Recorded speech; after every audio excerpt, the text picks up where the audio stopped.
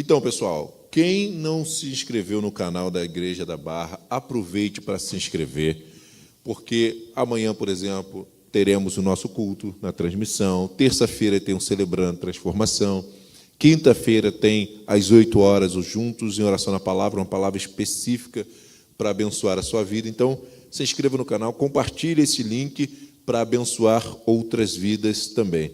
Eu estou aqui com a pastora Janaína. Pastora, tudo bom? Estou te aguardando aqui desde manhã, eu queria que você já tivesse vindo, mas você estava muito requisitada lá na feira. E como é que está a feira? Como é que está a sua visão da feira? Já fiz algumas compras, porque imperdíveis, né? Muita coisa boa. Já né? comi algumas coisinhas gostosas também.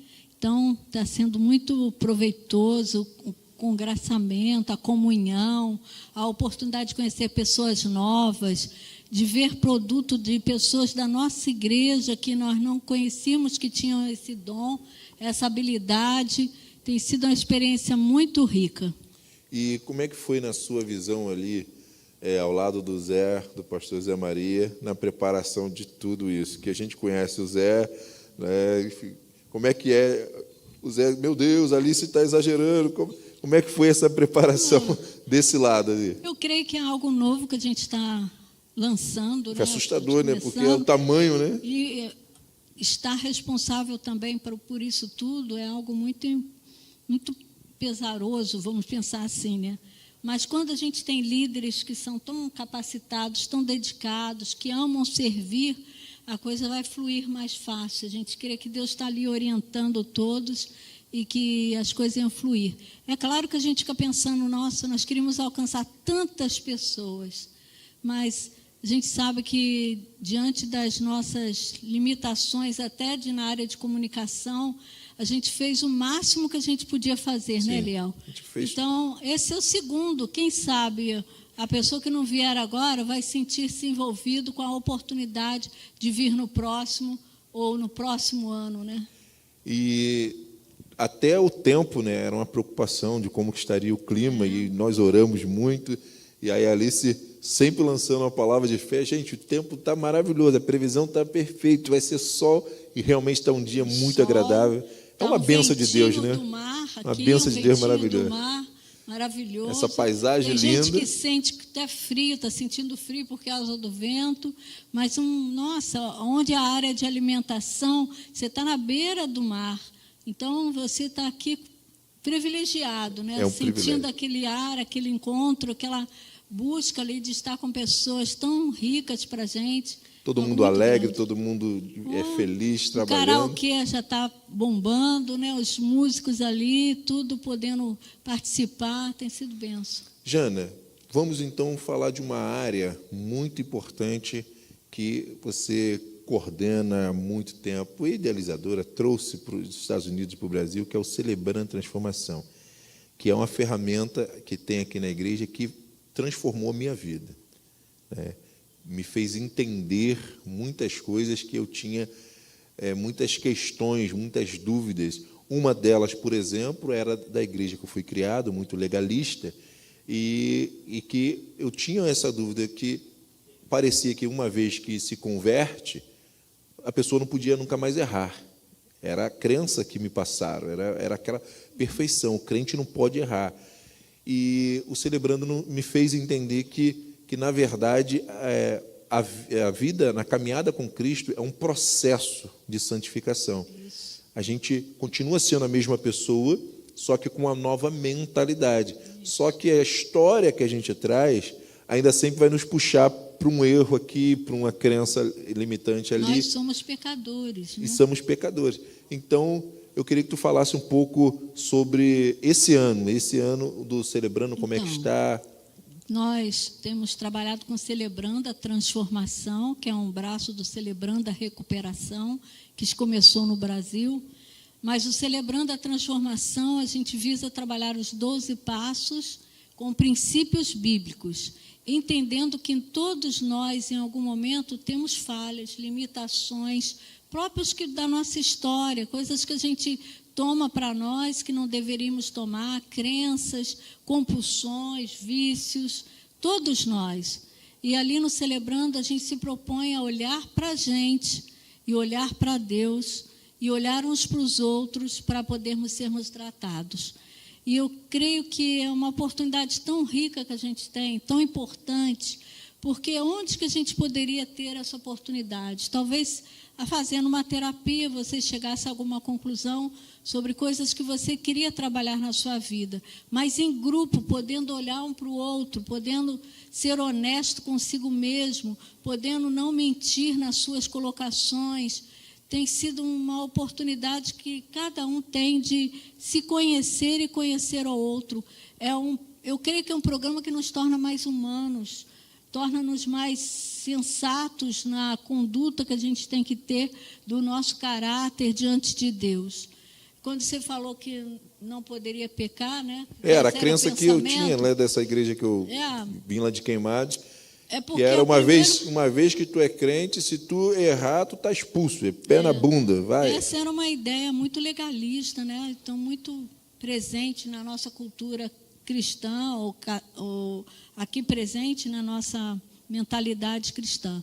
E a gente começa a entender que eu não sou Deus, que é um dos primeiros passos do Celebrando. Por mais que eu tente controlar, por mais que eu possa fazer perfeito, por mais que eu tente fazer tudo muito bem feito, muito sobre orientação, tentando ser obediente, em algum momento eu vou falhar.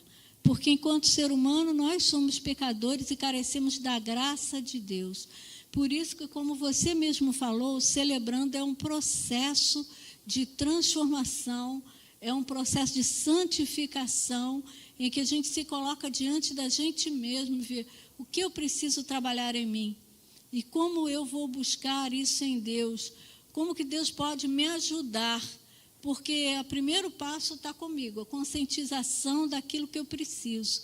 E depois entender, existe um Deus que me ama e Ele tem prazer em me ajudar, Ele tem prazer de cuidar de mim. Ele quer que eu me aproxime dessa pessoa que Ele planejou que eu fosse. E esse é um grande objetivo nosso no Celebrando. Então, esse ano nós estamos com grupos online muito fortes, né? Nós temos imagino que agora a gente tenha quase 200, mas nós começamos com mais de 200 pessoas em grupos de apoio. Que é um outro processo, né? Que sempre começa com um número, mas vai ficando mais funil, difícil, né? É um funil que as pessoas vão vendo que a ferramenta é dura, que o bisturi vai entrando e aí chega uma hora que as pessoas vão... E a gente entende que isso é natural. Às vezes as pessoas não estão preparadas naquele momento para ir tão profundo. E a gente fica de braços abertos para recebê-la no próximo ano, ou quando ela se disponibilizar a se permitir sair da negação, sair daqueles mecanismos de defesa e poder olhar para si mesmo. Eu cheguei em 2016 já com a negação vencida. Faltava os outros 11 passos. Mas porque estava doendo, né? Isso. Mas quando dói, a gente não tem como negar. Não tem como negar. Mas eu já cheguei com os 4 pneus riados mesmo e como última esperança, último lugar de apoio. E se não fosse isso, não sei o que seria mais. Mas o Celebrando, os passos que eu fui fazendo, ele me ajudou numa ferramenta que é muito, para mim, assim, é uma das mais importantes do Celebrando, que é o quê? Aprender a respeitar os outros. Porque não é porque eu tenho a consciência de que Deus está me transformando que os outros são obrigados a acreditarem em mim. Que os outros são obrigados a aceitar um novo relacionamento comigo e tudo mais. Então, isso, para mim, foi assim, uma chave poderosa, de esperar, de aguardar, de ir para a caverna de Adulão, de ir para o anonimato, porque eu era um cara de púlpito, eu era um cara de palestra, de pregações, e eu tive que entender que era um momento de baixar tudo. Baixa o orgulho, baixar todos os níveis, né? Todos os botões da mesa de som, zerar tudo, para ir começando tudo devagar, reconstruindo a minha história um passo de cada vez.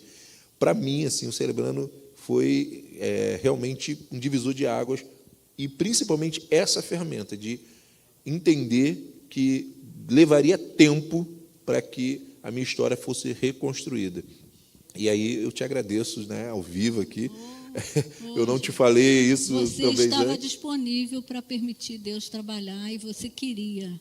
Isso que é mais importante. E eu me considero um embaixador do Celebrando no meu canal do YouTube. Sempre eu estou falando ali de alguns assuntos, algumas ferramentas, né, aplicando com meus sobrinhos. Em qualquer lugar, tem um grupo que eu estou liderando de líderes P27, e eu uso muito das ferramentas do Celebrando para destravá-los. Tem um que já está no segundo livro, o cara não conseguia ler um livro. Ele leu O Poder do Hábito, transformou a vida dele, já está agora no Líder 360. Então, isso tem sido um presente para a minha vida, e é através do Ferramenta Celebrando. De uma extensão lá fora, em outro contexto. Mas eu creio que nada acontece se você não se disponibilizar. Exato. É como a gente diz, né? O Celebrando tem que passar pela gente. Porque muitas vezes o Celebrando passa, mas não entra. A gente vem uns 9 meses aqui... Mas não entra.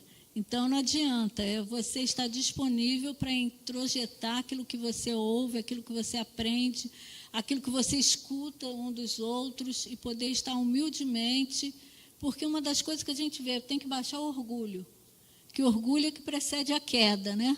Fato. Então, quando a gente está abaixando o orgulho, fala, não, realmente eu tenho sido assim, realmente eu tenho acontecido isso, realmente eu tenho agido dessa forma, dói a gente reconhecer.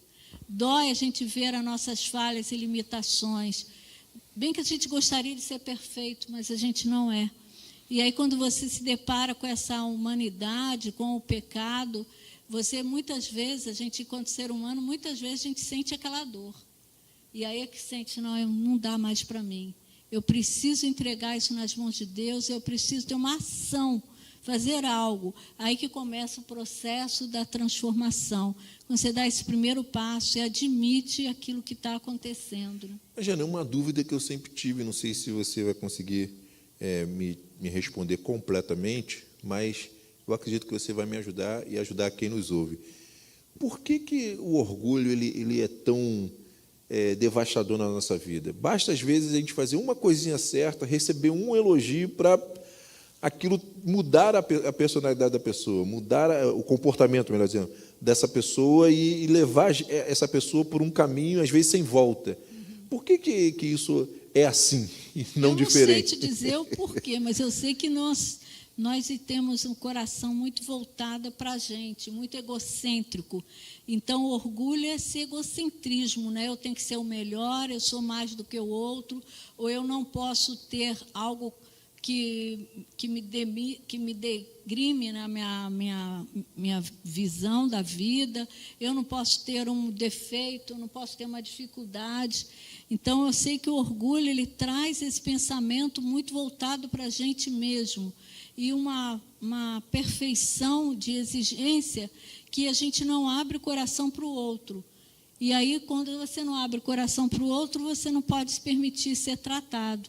Porque quando a gente está no grupo e começa a ouvir as pessoas, já pensando no que você falou antes, quando a gente está ouvindo uns aos outros, a gente começa a se sentir mais humilde em dizer, não, todos nós erramos, todos temos dificuldade, todos temos conflito, seja qual a classe social, seja qual a raça, todos nós temos, e eu não sou diferente de ninguém.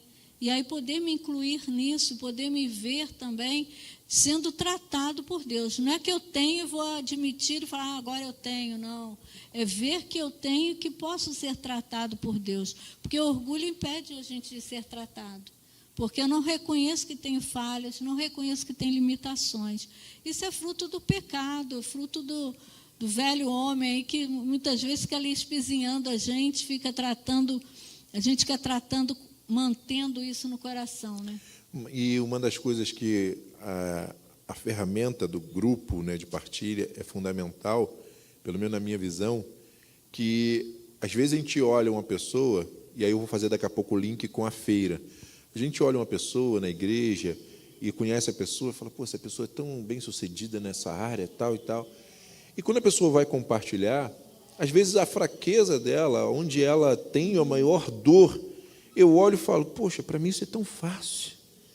Mas quando eu compartilho a minha dor, aí ele olha e fala, pô, mas para mim isso é tão fácil. É aquele versículo, levai as cargas um dos outros e assim cumprirei a lei de Cristo.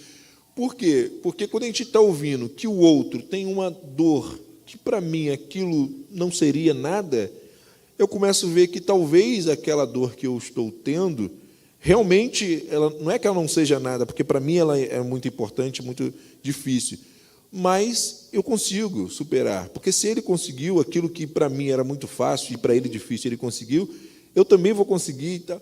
Então, eu acho que essa partilha realmente ela é muito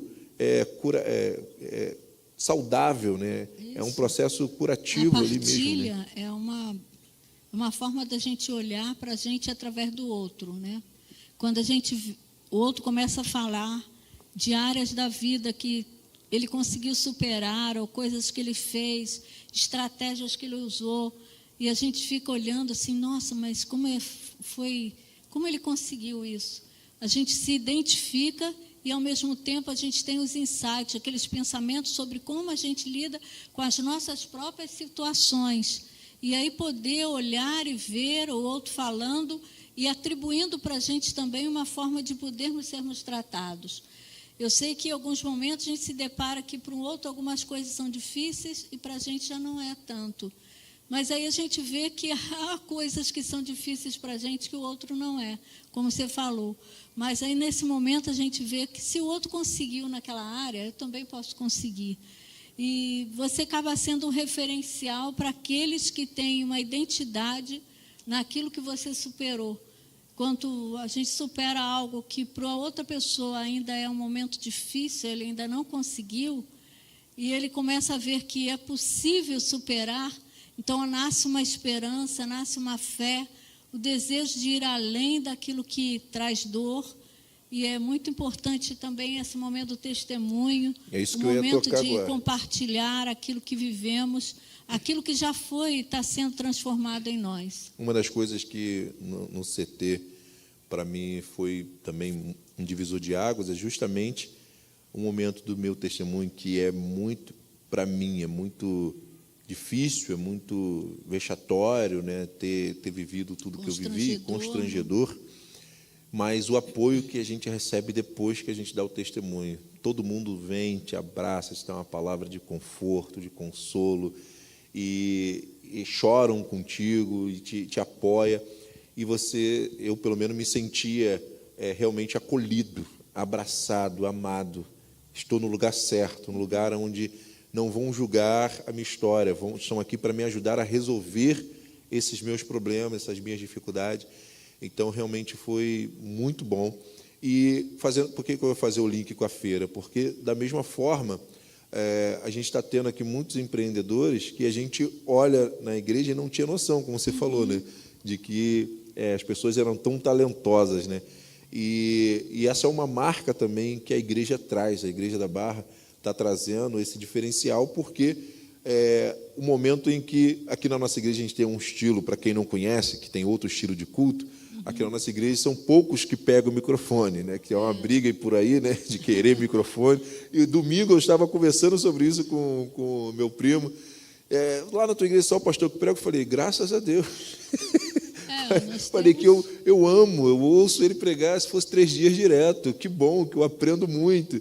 Não desmerecendo os outros, né? Tem outros pastores maravilhosos que têm oportunidade para pregar, mas eu falei, não, a gente quer que ele pregue, ele está lá para ele pregar, é a função dele pregar, ensinar, discipular, alimentar a gente.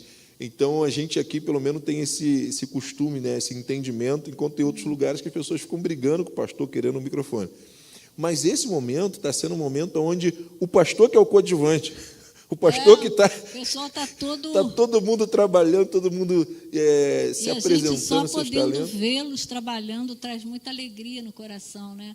Vê-los podendo servir uns aos outros, apresentando o seu produto, apresentando aquilo que fez, aquilo que está empreendendo. Isso é muita alegria para a gente ver que tem essa oportunidade de fazer isso na igreja. E esse momento a gente passa um dia inteiro juntos. Qual a oportunidade que é um outro diferencial, teria, né? De comunhão. Nós chegamos aqui às 7 horas da manhã e vamos embora provavelmente às 7 da noite. Tem que desmontar tudo. Temos que desmontar tudo, arrumar tudo. Que amanhã tem ceia, amanhã tem culto, tem né? Tem culto, tem ceia, começa às 9 horas da manhã. Com a EBD. A EBD, e depois nós temos o culto. Então, há muitas coisas que vão acontecer amanhã e não estão desabonadas de hoje. Hoje está acontecendo muita coisa e amanhã continua. Então, a gente poder passar isso juntos, talvez pudéssemos pensar assim, vai ter algum atrito, vai ter alguma dificuldade. Se tiver, serão consertadas na hora, serão vistas como fazer. A gente tem que ter maturidade e sabedoria para lidar com as dificuldades que surgirem. Mas, até então, acho que a maior dificuldade é comer muito. Estamos bem aqui, felizes, vendo as coisas acontecer. Jana, estamos indo para o final, né? Eu agradeço falar, muito. Léo, sobre o encontro com Deus. Isso que eu ia te perguntar, se você tem mais algum assunto para falar. Do encontro com Deus. O encontro com Deus é a oportunidade da gente poder estar levando para o outro a mensagem pura do Evangelho. Mas quem com leigo. É Deus, quem é Jesus e como podemos nos aproximar mais de Deus. Jana, para um leigo que às vezes fala assim, encontro com Deus. Mas eu não tenho encontro com Deus na igreja? Eu não tenho encontro com Deus no meu quarto, na minha casa? Jesus falou que para entrar na porta do teu quarto, dentro do teu quarto, fechar. Por que se retirar um final de semana para ter um encontro com Deus? Para quem tem essa dúvida, por que fazer esse investimento de tempo e de qualidade para estar ali? Porque quando a gente vem à igreja, a gente passa aqui no momento de culto 2 horas, né? 1 hora, 2 horas, e lá a gente vai fazer um crescente, desde quando eu olho para mim até olhar para Deus e ver quem é Jesus, trazendo cura sobre a minha vida, libertando-me dos pecados, trazendo cura para a minha dor da alma. Então, é um programa intenso em que a gente está sendo ali mostrado quem é Jesus para a nossa vida, quem é Deus e como o Espírito Santo atua em nós. São 3 dias, sexta-noite, sábado, o dia todo e domingo até as 4 horas, em que a gente tem um intensivão ali, aprendendo mais sobre Deus. E isso nos aproxima mais de Deus, nos leva a entender quem Ele é e como nós podemos nos aproximar dEle. Porque Ele se aproxima de nós todos os dias. Agora, nós é que precisamos tirar algumas coisas da nossa mente, do nosso coração, para nos aproximarmos dele. Se eu fizesse essa comparação, estaria exagerada teologicamente, que é o seguinte: Deus veio no jardim procurar o homem e eles tinham se escondido atrás do arbusto. Depois foram expulsos. O encontro com Deus seria uma tentativa de retornar a esse ponto de encontro no jardim para falar com Deus? Eita, é forte, aí desceu agora aqui. Isso, não vamos ser tão profundos, mas é uma tentativa da gente olhar com o coração aberto. O que Deus tem se mostrado para nós, o amor dele, a ação dele, de nos fazer sermos a pessoa que ele planejou que nós fôssemos. Então, ali a gente tem tanta oportunidade para entender do amor de Deus e tomara que a gente pudesse chegar a esse ponto de estarmos ali no jardim, entendendo o amor dele e vivendo nesse amor. Que eu entendo que ele não mudou, né? Ele continua lá no mesmo lugar, buscando o homem que está escondido, né? Isso. Então, o encontro com Deus é isso, é você tomar a posição e falar, eu quero esse encontro com Deus, passar uma imersão ali, né? O encontro é um retiro espiritual. A gente dá esse nome, encontro com Deus, porque ali a gente encontra a sabedoria do que Deus se propõe para nós. Amém. Olha, estou muito Obrigada, satisfeito. Léo, obrigado, Eu queridos. que agradeço, porque eu corro atrás dessa entrevista há muitos anos. Por isso que eu aproveitei. E eu estou aqui, Léo, todo domingo. Mas era o Zé que tinha que liberar, entendeu? Obrigado. Obrigadão, Deus abençoe. Por você, obrigado pela equipe aí, vocês são bênçãos. Deus nos abençoe.